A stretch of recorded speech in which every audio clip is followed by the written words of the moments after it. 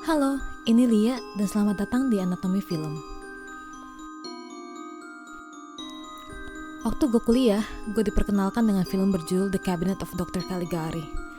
Yang jujur aja waktu pertama gue tonton, walau gue sangat tertarik, gue agak begitu mengerti kenapa film ini diberi genre horror. Dan itu mungkin karena gue menonton film ini dengan kacamata modern. Tapi setelah beberapa kali gue tonton dan amati, gue sadar bahwa gelar film horor pertama di dunia yang diberikan kepada film ini akhirnya masuk akal. The Cabinet of Dr. Caligari adalah film keluaran Jerman yang disutradarai oleh Robert Wiene dan ditulis oleh Karl Mayer dan Hans Janowitz di tahun 1919 dan pada akhirnya dirilis pada Februari tahun 1920. Sampai sekarang film ini masih menjadi inspirasi bagi film modern.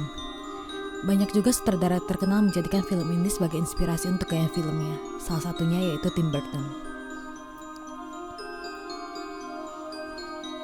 The Cabinet of Dr. Caligari adalah salah satu kalau bukan film terpenting yang keluar pada era sinema ekspresionis Jerman. Dan bisa dibilang mungkin era paling penting untuk kemajuan dunia film. Khususnya bagaimana era ini menginspirasi genre horor di Hollywood yang kita kenal sekarang ini. Film terkenal lain yang keluar di era ini salah satunya termasuk Nosferatu, yang gaya filmnya juga terinspirasi oleh The Cabinet of Dr. Caligari. Film ini adalah film bisu yang dimulai dari scene dua orang sedang berbincang. Satu bernama Francis dan satu lagi seorang laki-laki tua. Saat berbincang, tidak lama ada sosok perempuan datang yang lalu kita kenal sebagai Jane. Jane kita lihat hanya berjalan dengan tatapan kosong. Dan lalu Francis menceritakan ke sang lelaki tua bahwa Jane adalah tunangannya. Dan Francis juga menceritakan alasan mengapa Jane menjadi seperti itu. Di scene selanjutnya, lalu kita dibawa ke flashback dalam cerita Francis. Mungkin ini adalah salah satu film pertama yang menggunakan teknik cerita non-linear, di mana karakter utama menceritakan tentang kejadian yang dialami oleh dirinya, lalu kita melihat cerita tersebut dari lensa sang karakter utama. Langsung kita dibawa ke dalam dunia flashback yang Francis ceritakan. Dunia tersebut terlihat surrealis dan jelas tidak nyata. Media film pada zaman ini, sama halnya seperti fotografi adalah media visual. Tetapi, The Cabinet of Dr. Caligari mendorong penggunaan media visual ini lebih jauh. Seperti seakan-akan membawa kita ke dunia fantasi sebagai representasi emosi karakter di dalam film tersebut. Di flashback kita diperkenalkan kepada seorang karakter bernama Alan, teman dari Francis yang sama-sama sedang memperebutkan perhatian dari Jane. Sedangkan di scene lain, kita diperkenalkan kepada seseorang bernama Dr. Caligari yang sedang ke balai kota untuk meminta izin pertunjukan sulapnya. Tidak lama, Dr. Caligari terlihat mendapatkan masalah untuk meminta izin dari salah satu pekerja di balai kota. Di malam yang sama, sang pekerja balai kota itu lalu dibunuh. Pagi harinya, Francis dan Alan datang ke pertunjukan Dr. Caligari. Di pertunjukannya, Dr. Caligari memperkenalkan penonton dengan pertunjukan utamanya, yaitu seorang somnambulist, atau orang dapat berjalan saat sedang tertidur. Ia bernama Caesar. Saat Caesar tersadar atas perintah Dr. Caligari, Alan bertanya, "Sampai kapan saya hidup?" Dan Caesar menjawab, "Hanya sampai fajar tiba," yang membuat Alan kaget. Dan benar saja, malam itu Alan terbunuh. Karena pembunuh Alan tidak tertangkap dan polisi menangkap orang yang salah, Francis memutuskan untuk memata-matai Dr. Caligari atas dasar rasa kecurigaan. Saat memata-matai di malam hari, Francis melihat melalui jendela bahwa Dr. Caligari sedang tertidur dengan Caesar juga tertidur lelap di sampingnya. Tetapi di scene selanjutnya, di saat yang sama juga, Caesar terlihat sedang memata-matai Jane, hendak membunuhnya dari luar jendela. Lalu, Caesar datang perlahan-lahan dari belakang, hendak menusuk Jane dengan pisaunya. Tetapi, lalu Caesar membatalkan aksinya dan malah menculik Jane. Saat orang rumah Jane sadar bahwa Jane telah diculik, Caesar lalu dikejar oleh masyarakat sekitar. Dan dalam kepanikannya, Caesar meninggalkan Jane dan lalu kabur. Tetapi tidak lama kemudian, Caesar jatuh dan meninggal. Francis yang masih mencari pembunuh Alan dan juga penculik Jane, lalu meyakinkan polisi untuk datang ke tempat di mana Dr. Caligari sedang tidur. Dan setelah datang, mereka menyadari bahwa sosok Caesar yang Francis lihat tadi hanyalah boneka biasa. Caligari dengan panik lalu kabur, tetapi ia tidak tahu bahwa Francis sedang mengikutinya. Francis selalu melihat Dr. Caligari masuk ke dalam rumah sakit jiwa. Di rumah sakit jiwa, Francis kaget saat mengetahui bahwa Dr. Caligari sebenarnya adalah direktur di rumah sakit jiwa tersebut. Dan dengan bantuan pekerja rumah sakit jiwa, Francis menemukan sebuah dokumen yang juga diary milik Dr. Caligari.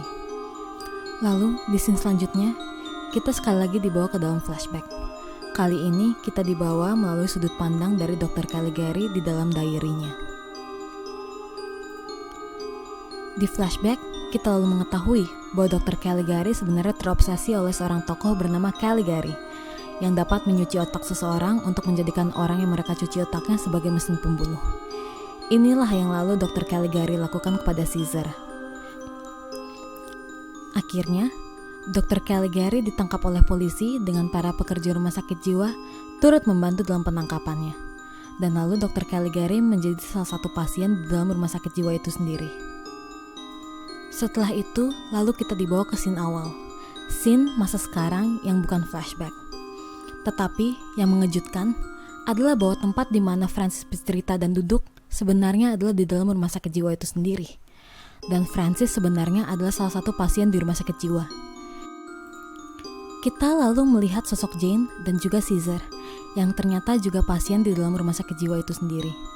Dan lalu datanglah sosok Dr. Caligari yang sebenarnya, yang memang direktur rumah sakit jiwa itu sendiri. Dan saat Francis melihatnya, Francis selalu mencoba menyerang Dr. Caligari, tetapi ia lalu ditahan dengan cara yang sama bagaimana Dr. Caligari ditahan di dalam flashback dalam cerita Francis.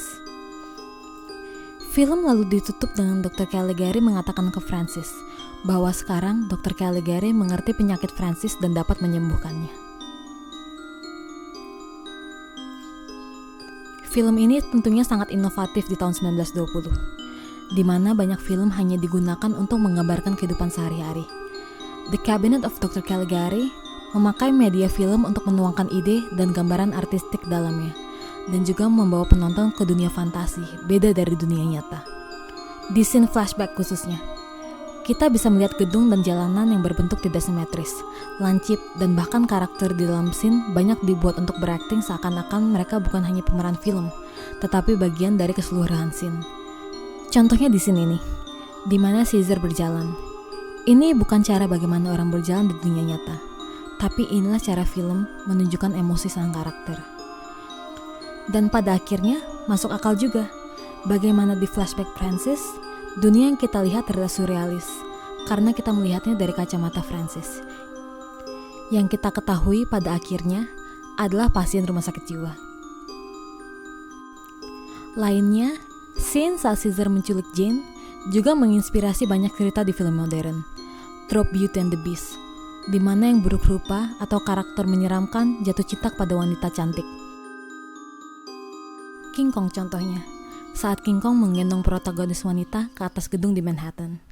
Atau The Shape of Water, di mana sang monster lalu jatuh cinta kepada sang wanita.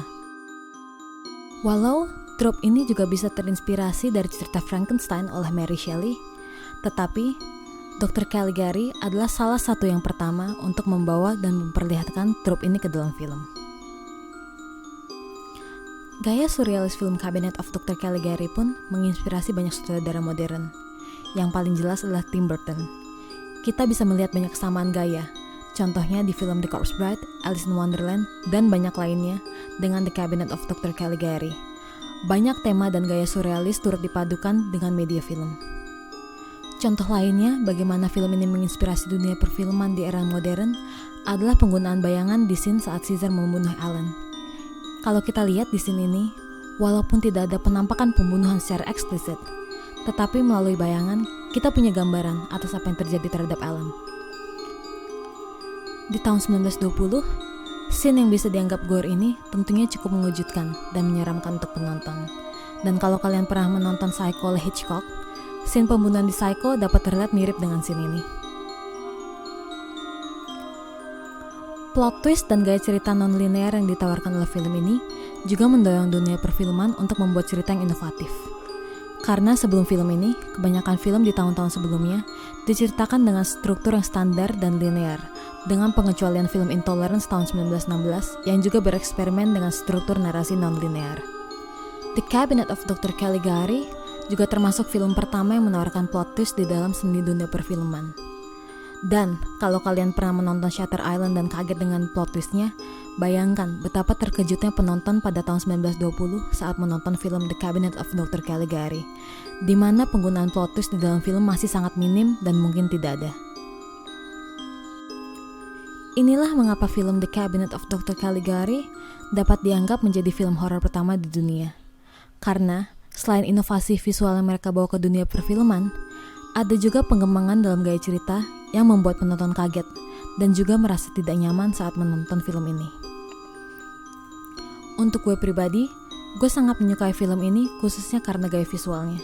Dan saat menonton film ini, gue juga bisa belajar lebih banyak tentang bagaimana film yang dibuat tahun 1919 sampai sekarang masih relevan efeknya ke dunia modern.